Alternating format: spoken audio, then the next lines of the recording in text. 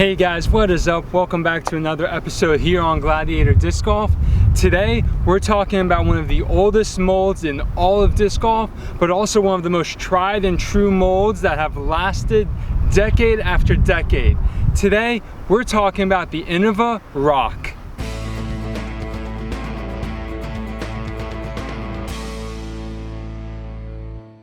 If you're brand new to my channel, I want to thank you so much for coming and stopping by. Please make sure that you subscribe and hit that notification bell.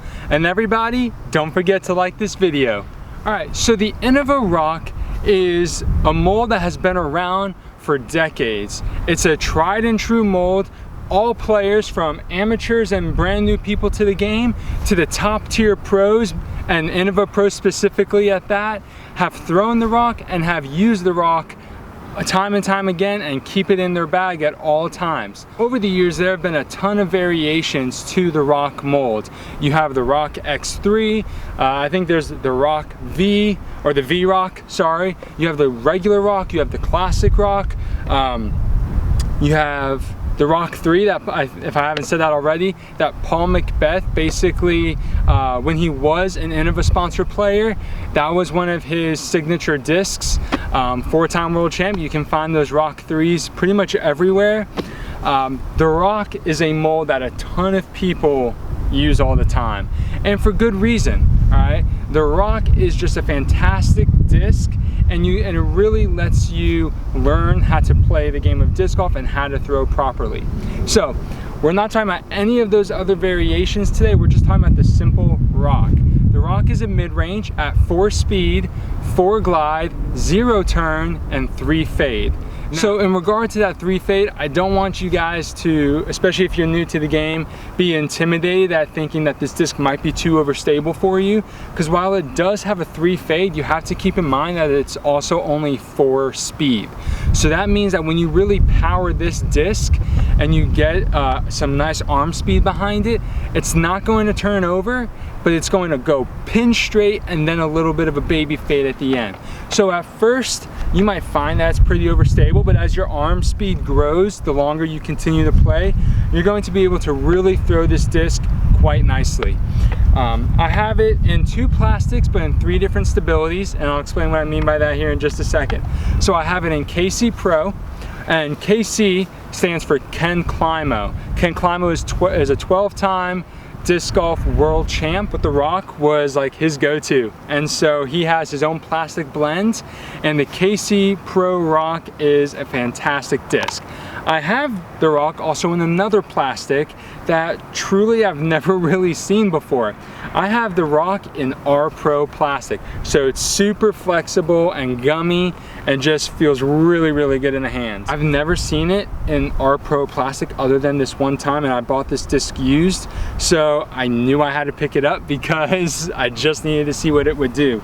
That being said, if you can find one, I recommend you do, but I don't know how often these are made, if ever at all. If the R Pro for the Roc is out of production, it just might not be new anymore, because I've never seen it as an option on any disc ordering site. So pretty rare find. I'm pretty happy with it. So the stabilities, all right, now while they're all the Roc, so they all have the same flight numbers technically, when I say different stabilities, that they're all in different seasons of wear. So the R Pro is going to be the flippiest one I have. If I throw this thing flat, it's going right almost immediately. So a lot of times, to keep it from going right too soon, I have to throw it on a little bit of hyzer, and then it'll slowly drift right. The next one is just my red KC Pro Roc. And this is a disc that has been beaten in a little bit. I got all 3 of these used, all right? So it's been really easy putting them in the bag and just having 3 different levels. That's one of the reasons why I recommend buying used discs.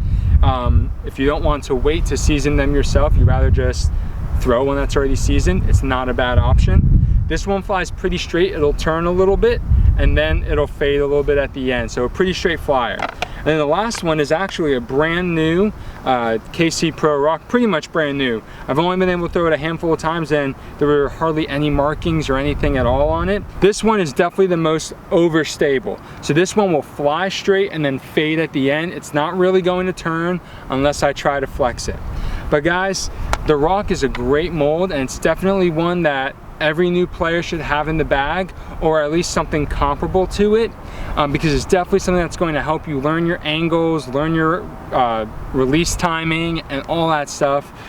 It's a really great disc. I've enjoyed throwing them so far, and definitely these three have found their way into my bag. Let's go ahead and let's toss these. I'm going to throw them flat so that you could see how each of their stabilities vary just a little differently. So I'll start with the most understable, and then I'll finish with my overstable.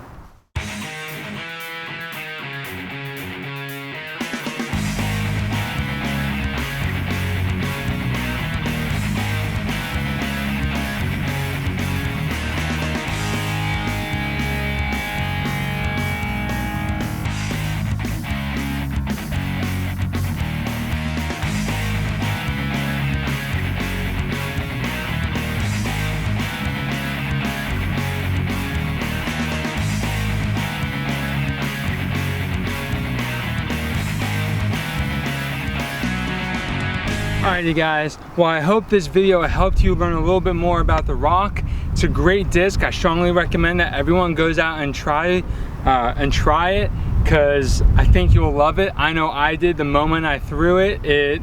I used to have the Comet in the bag, and I no longer do, because the Roc definitely took its place.